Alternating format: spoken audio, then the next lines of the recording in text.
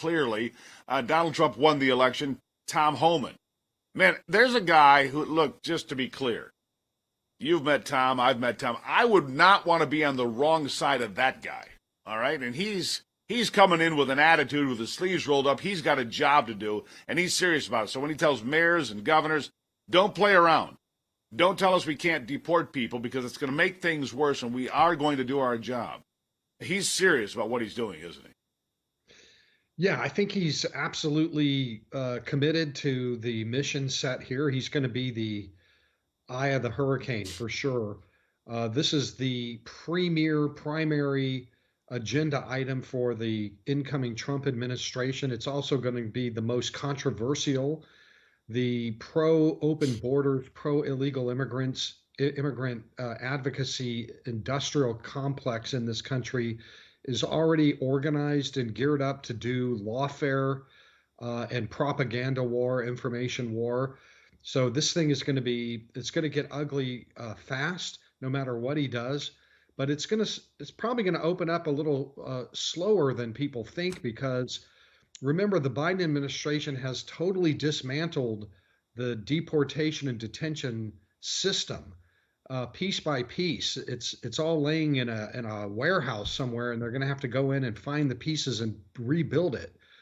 There is no detention space to speak of, certainly none for family units, for example.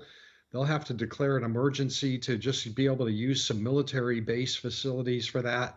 They're thinking about doing aircraft, military aircraft for deportation. The first thing they'll do, of course, is sew up the border with expulsion policies. They'll rebuild the wall and then do expulsion policies, which is the opposite of what's been for the last 4 years, which is like a welcome wagon policy. Everybody who shows up gets into the country. In this case, everybody who shows up is probably going to get detained and or expelled. Very small numbers actually be allowed in. Yeah. Very few, yeah.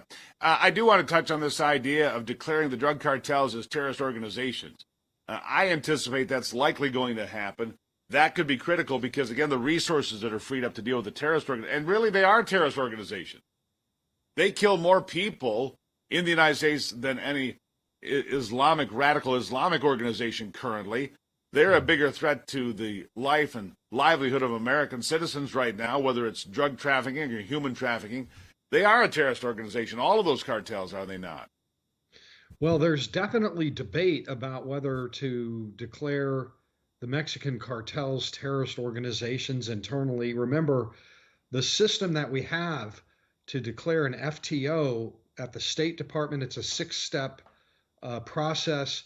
You have to be able to have an infrastructure to actually enforce when there's an FTO designation. Most of that infrastructure is dedicated to Islamic terrorism right now. So they may have to take a minute and expand that as well and scope down exactly what they mean. Because remember, like just the Sinaloa cartel itself is not like Al-Qaeda or ISIS. It's got 50,000 employees right here in North America. So that's just one of the organizations that would be declared. Big employer. It's a big employer. All of them are big employers. Big company. What really needs to happen initially, too, is Claudia Sheinbaum, the new Mexican president down there, borrowed her predecessor's policy on the cartels, which is hugs, not bullets. And I'm not making that up or kidding. That's what they use. Hugs, not bullets. And we need to have them take a bullets, not hugs approach right off the bat. We'll see how that goes too. Tariff threats. I wouldn't expect that. No, I wouldn't expect that. All right, so let's talk about just a change in attitude. Ever since the election, there's been a change in attitude politically and a realignment globally toward Donald Trump being the center of the political universe again. And again, you're right. This is the centerpiece, Todd, of his promises to the American people, to the world, that he would secure the southern border and clean things up. As a result, I'm hearing, and you're going to know these facts, I'm hearing that some of these caravans and so forth are breaking up, that people are getting stopped at migrant camps in places like Mexico City, and now they're deciding whether they try to go to America, become citizens of Mexico, or just live there, or go back to wherever it is they came from.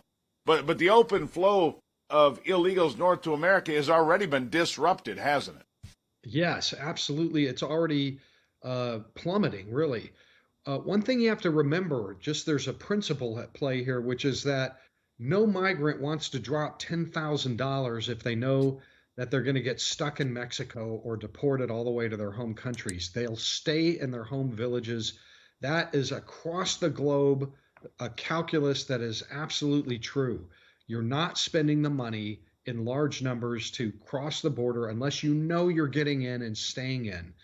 So they're listening to all these pronouncements. They're seeing Donald Trump say we're going to round everybody up, Tom Homan, deportations. And I just came back from Mexico City from all those camps and interviewed all kinds of people down there and that.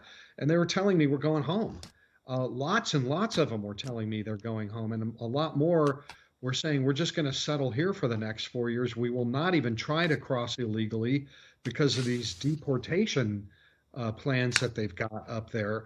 Now, Claudia Sheinbaum, I mentioned her already. Trump, not even in office, said, hey, I'm putting 25% trade tariffs on all your products unless you use your military right now to shut them down. We don't want during the transition period. So they're out there. I saw them operate the National Guard, pulling people off trains, rounding them up and roadblocks and all the rest. They are substantially doing what they can to avoid Trump's trade tariffs. So already you can see there's this sort of deterring effect happening. They call it the Trump effect. When he was first in office, it's another Trump 2.0 effect happening right now. He's going to have to follow through, though. They're going to be watching to see if people get in. And if they're not getting in, they're going to stay in place or not ever even leave their home villages. Yeah. So we need to make sure that they Well, Todd, follow through.